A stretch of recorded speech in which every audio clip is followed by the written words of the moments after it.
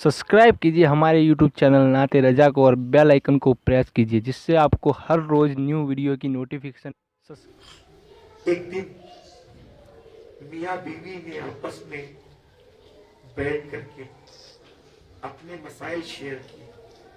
बीवी ने कहा, मुबारक हो, डॉक्टर ने खुशखबरी सुनाई है कि मेरे पेट में बच्चा है। आपकी क्या ख्वाहिश है कि बेटा पैदा होना चाहिए कि बेटी?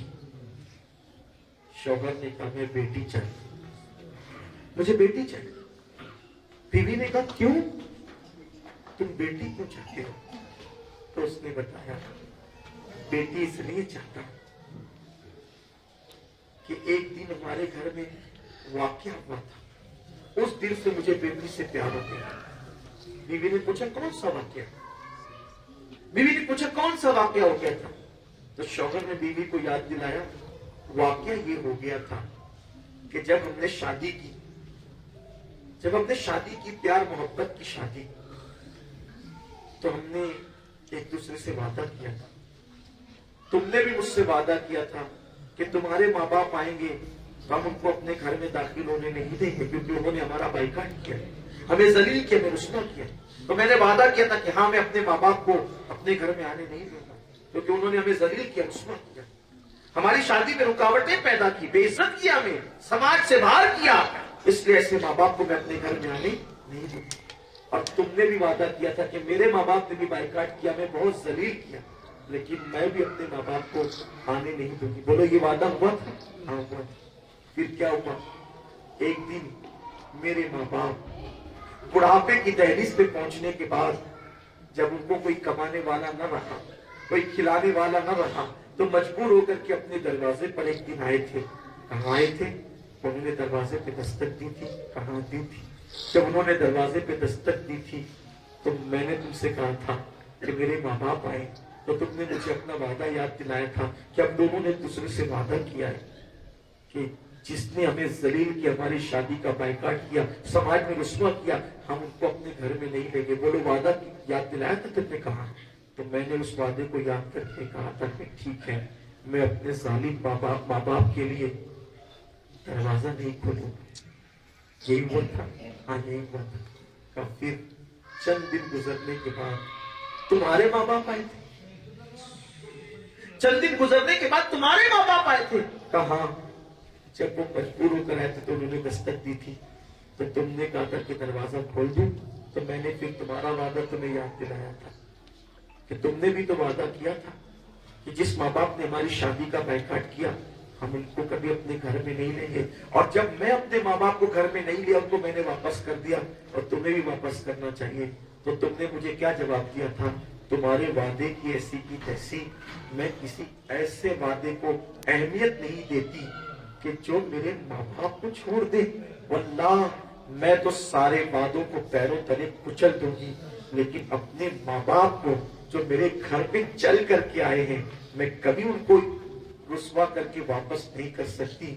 उस दिन मुझे बेटी की अजमत का एहसास हुआ था कि बेटी ने शौहर के वादे को पैरों तले कुचल दिया, लेकिन मजबूर होकर आने वाले माँ बाप के लिए दरवाजा खोल दिया।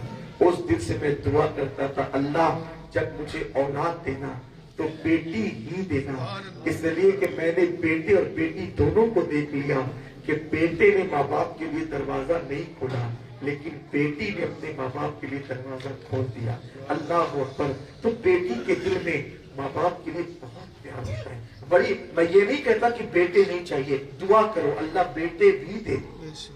बेटों से नस्लें चलती हैं, बेटे बुढ़ापे का सहारा होते हैं, लेकिन बेटी से कभी नफरत मत कर।